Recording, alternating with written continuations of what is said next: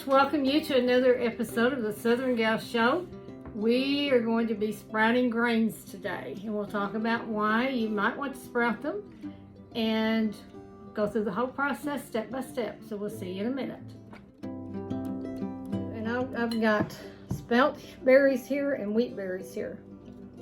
And I took them last night. I took 2 cups of each because I just soon do quite a bit at one time. So 2 cups of the spelt berries, 2 cups of the wheats. I covered them last night in purified water, just bottled water that's purified, because you don't want the chemicals and things in your grains. It can affect the sprouting. Now these set all night and all day today. You can just leave them all night generally. But I don't know if you can see this, but it's got little sprouts already coming out, like little tiny tails. And that means it's starting to sprout, but it's not completely sprouted yet. And what we're going to do is take this grain and we're going to rinse this off, drain the water off, and then I'm going to put it in a colander, and I'll show you that process. Drained all the water off, and I'm going to take the grains and just gently push them up the sides of the colander. You can go on the bottom too. But you want them to kind of fan them out. Now I've tried to sprout grains in the jars like a lot of people do. I've never had any luck. I don't know why, but I just don't have luck with that. And I know a lot of people say their stuff will mold, and I'm not real happy with that method. I like this better. It aerates well, it sprouts well. So you just spread it out in the colander.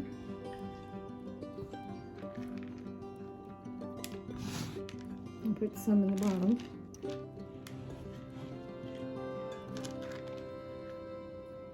Now this colander has a little bigger hose in it than my other one. Couldn't find the other one a while ago though. I need to locate it.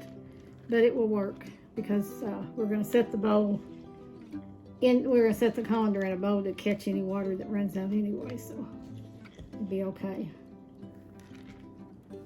And we're going to rinse these. Rinse them twice every day until they get sprouted. Now they're not going to get those long tails on them. That's not what you're after. They're just going to, you'll see little sprouts in there in a few days. That's all you need for your sprouted grain. That's spread out.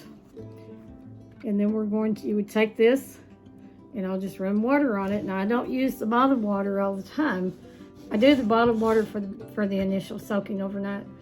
Then I'll use water that I'll set on the stove out of the tap, and I'll just let it set out all day, and that helps a lot of the chlorine and things sort of evaporate. You have to water this down twice a day because you want to give them a pretty good rinsing in there. Pretty good rinsing. Just put this in your bowl. Take this colander and you'll set it in your bowl to catch any water, and then twice a day you'll water that down, and then any excess water will come out here.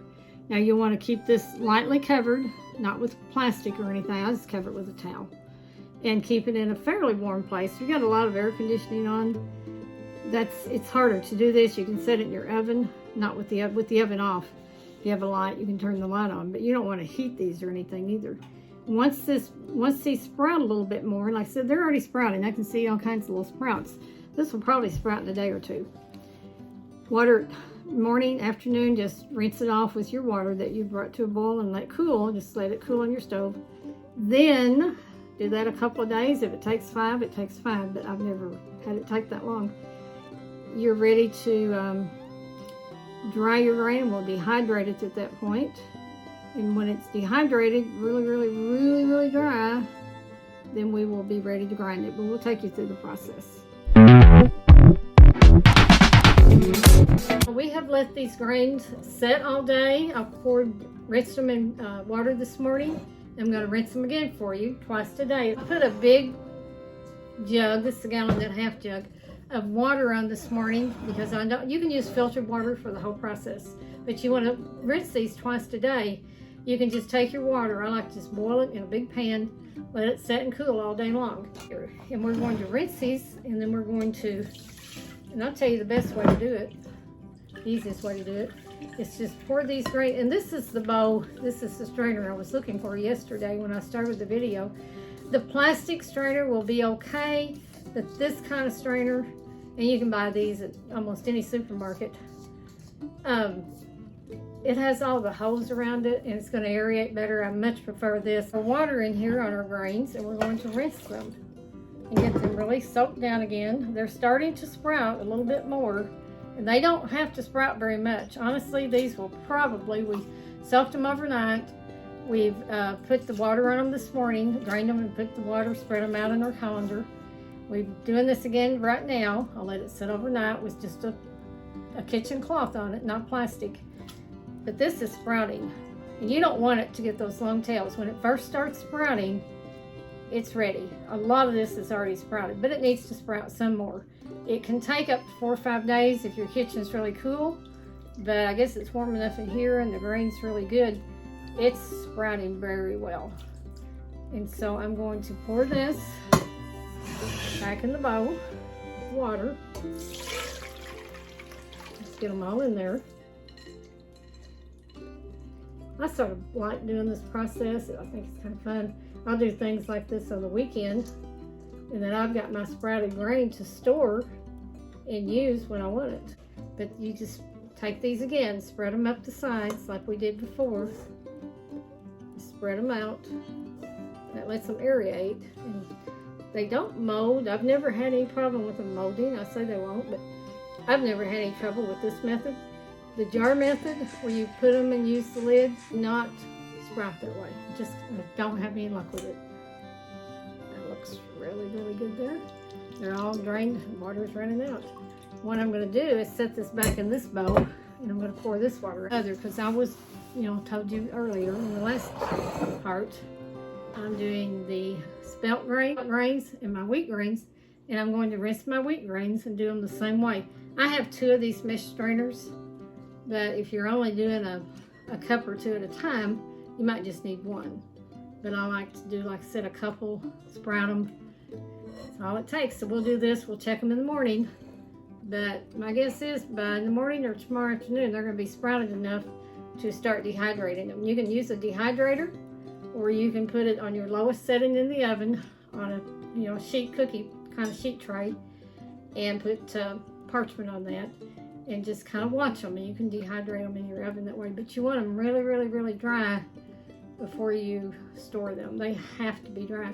You can take like a cup of this grain dry before you soak it. You can measure that on a scale and see what it weighs, and after you dehydrate them, see what that weighs. If they weigh the same, then you'll know it's back to the same set of dryness. And I often will do that. I'll weigh out a cup of this grain dry, and then when I get through dehydrating, I'll take a cup and weigh it out on my scales.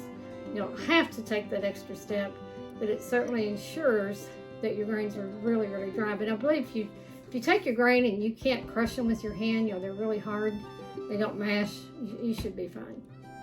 See you later. Now these grains, we soaked them overnight. I wet them down in the colander yesterday morning, and last night we kind of spread them up on the colander on the sides. These are not as wet, so they're not going to stick quite as well.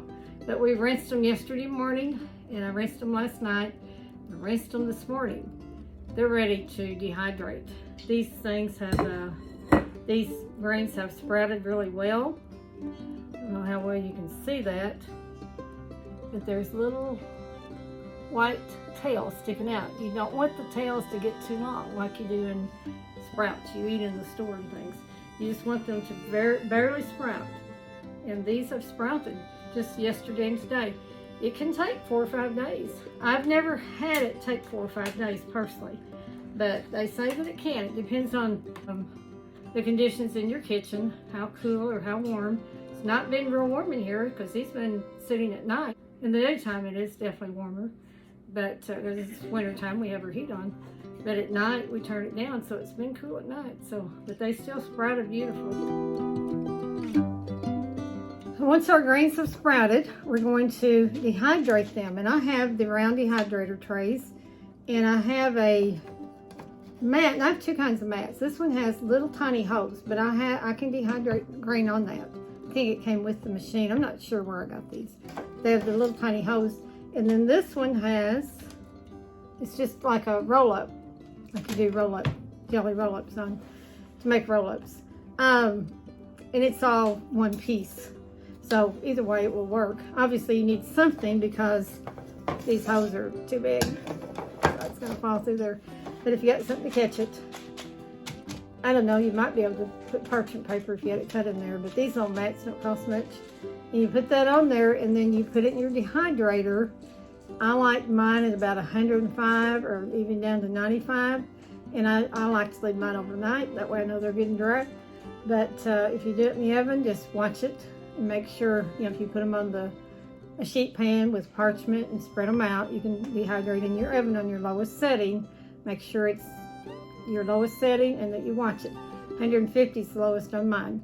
But you will kill some enzymes dehydrating in the oven. On 95 to 100 on your dehydrator, up to 110, you won't. It preserves the enzymes. So I really like that too. Even when I dry herbs, dehydrate herbs, I like to keep them on a lower setting as much as I can because it helps preserve them. So these will go into the dehydrator. I'll show you this. It's all ready to dehydrate. One way, but when they get really, really, really dry, they won't be soft, they'll be hard like they are when you first started with them. How, you know how dry and hard they are? You want to get back to that state because otherwise you cannot grind or keep grains with moisture in them. But you don't want moisture in there going in. One, the moisture, and then when I grind them, I surely can't have any moisture in them because I will grind them and do flour on demand to make my breads and baked goods. Now this is wheat and spelt. Spelt, again, is an ancient grain like einkorn. And the reason you want to sprout grains, for most people, they're just easier to digest. If you don't have trouble digesting grains, you might not even want to do this. I don't do this on everything I bake, but I do better. My digestive system does better, let's say, when I use einkorn and spelt and sprout those over wheat. But I use wheat flour in some of my baking. I use einkorn. I use all kinds of grains, and I'll do different shows on those. But most people sprout for digestibility. Sprouting also gets rid of some of the things in the grains that can inhibit the absorption of calcium and zinc and minerals in your body. Now, some studies show that phytic acid not only takes out minerals, zinc and calcium and things, it does. It stops your body from absorbing it, but it also can take out toxins and things like that. So I don't think it's all bad all the time. I don't think you have to have sprouted grain all the time, but it's a good idea to have it maybe 50% of the time. It depends on your digestive system, but you don't want to have a lot of phytic acid. You get it from nuts, from beans, from grains, you get it from different things. And that's why we soak. We soak nuts and dehydrate them back to the dry state. We soak beans and cook them. And I do that a lot because I'm getting enough phytic acid otherwise. And I don't eat a lot of modern wheat. I eat more ancient grains personally. But a lot of people are now interested in your ancient grains, and so they're turning to that. So we're going to dehydrate these, and we'll come back and I'll show you how dry they get.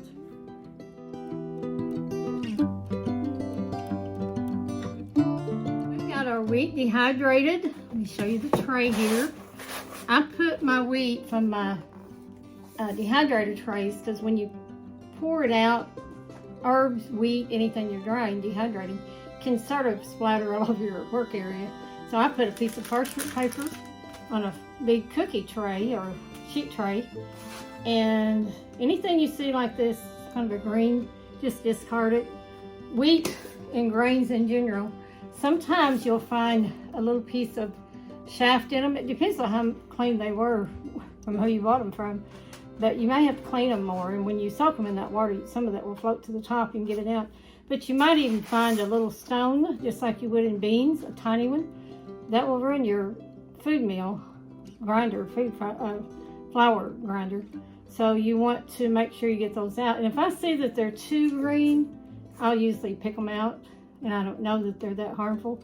But this is very clean wheat. Grain all dried. Mine is dried, and I put it in a bag. You can put it in a mason jar or a glass jar with a lid. keep them in a dark place, either a food storage bucket or in a closet where it's dark. These things will keep for years and years and years. Mark it sprouted, whatever you sprouted, einkorn, wheat, spelt, kamut, whatever it is.